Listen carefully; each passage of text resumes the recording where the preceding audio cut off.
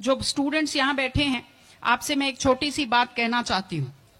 आपने एपीजे अब्दुल कलाम साहब का नाम सुना है ना सबने? हाँ, कलाम साहब ने एक बात कही थी कि in the very old times the world was driven by the muscle power, after that it was driven by money power, and now it is being driven by the power of knowledge. यानी पहले शरीर की ताकत से दुनिया चलती थी, उसके बाद कुछ दिन पैसे से दुनिया चली, और अब दुनिया कैसे चलती है? ज्ञान की ताकत से चलती है। आज अमेरिका और रूस, फ्रांस क्यों हमसे आगे हैं?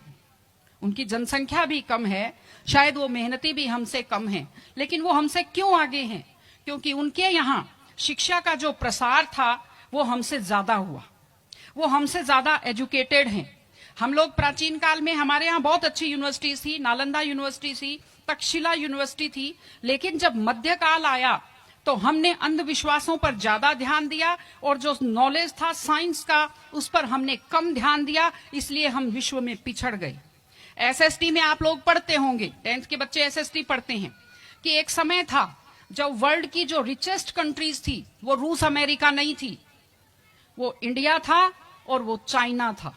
चीन और भारत विश्व के सबसे धनी देश थे, लेकिन हमने एजुकेशन पर ध्यान देना छोड़ा। उसका नतीजा ये निकला कि हम लोग गरीब हो गए, हम लोग पिछड़ गए, हम लोग कमजोर हो गए।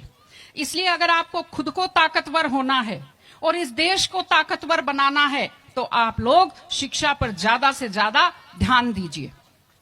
हमारी बेटियां यहां बैठी हुई हैं, आप लोग बहुत खुश किस्मत हैं, आपकी किस्मत अच्छी है कि आपने इस जमाने में जन्म लिया है जब लड़कियों को स्कूल भेजा जाता है, जब लड़कियां बराबरी के अधिकार के साथ आत्मसम्मान से जिंदगी जी सकती हैं।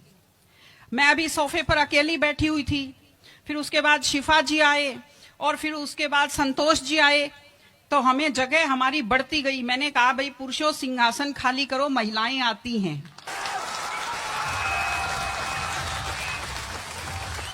तो आप लोग बहुत खुशकिस्मत हैं।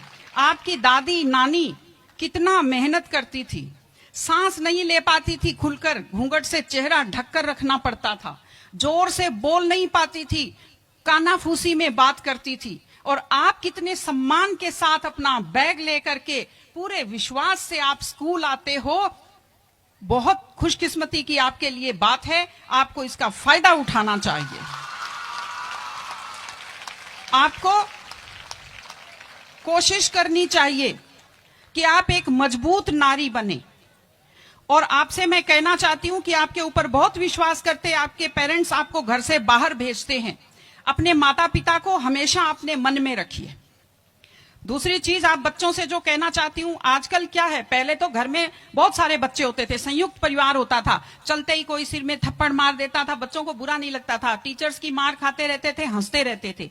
आजकल 1-2 बच्चे होते हैं घर में, बच्चे बहुत सेंसिटिव होते हैं। आप लोगों को जब आपके माता पिता टोकते हैं, आपके टीचर्स टोकते हैं, आपको बुरा लगता है। आपको बुरा नहीं लगना चाहिए, क्योंकि ये वो लोग हैं जो आपकी चिंता करते हैं। मैं आपको एक छोटा सा किस्सा सुनाऊंगी। एक गाय जंगल में चल रही थी, अचानक उसने देखा एक बाघ पीछे दौड़ा। गाय भी भागी जान बचाने के लिए, सामने दलदल था, वो दलदल में थोड़ा चली, वो दलदल में फंस गई। बाघ भी पीछा करता हुआ आया, वो भी दलदल में फंस गया, लेकिन गाय से थोड़ी दूरी पर था, चल नहीं पाया। तो गाय हंसी और उसने बाघ से कहा, बाघ तू तो गया, तू मरेगा। तो बाघ ने कहा, तुम क्या हंस रही हो, तुम भी तो मरोगी दलदल में। उसने कहा, मैं नहीं मरूंगी, देखना। शाम को जब मालिक ने देखा गाय नहीं आई, वो 2-4 लोगों को लेकर आया। जब देखा गाय दलदल में फंसी हुई है, वो रस्से लाया, लकड़ी लाया और गाय को निकालकर बाहर किया। तो गाय ने बाघ को कहा, बाघ तुझे कोई नहीं निकालेगा, मैंने कहा था ना, जिसको संभालने वाले होते हैं वो दलदल में फंसकर नहीं मरता। आपके जो टीचर्स हैं, आपके टीचर्स और आपके पेरेंट्स आपको संभालने वाले हैं। अगर आप उनकी बात मानेंगे, आप डांट के पीछे छुपी हुई उनकी चिंता को आप समझेंगे, तो आप बुराइयों के और गलतियों के दलदल में कभी नहीं फंसेंगे।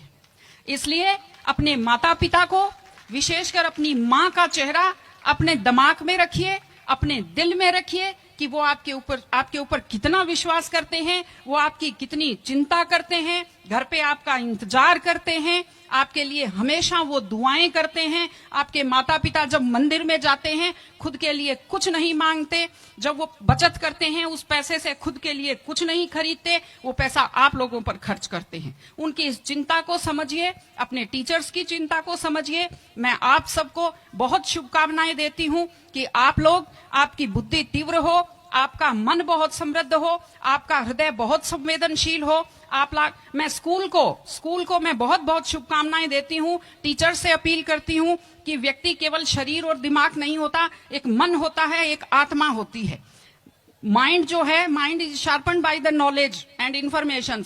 दिमाग तो तेज होता है, लेकिन बच्चों का मन समृद्ध कीजिए, उन्हें कमजोर पर दया करना सिखाइए, उन्हें परिवार के प्रति संवेदनशील बनना सिखाइए कि वो एक अच्छे संपूर्ण नागरिक बने, जिसको कहते हैं कंप्लीट पर्सनैलिटी, वैसे बने।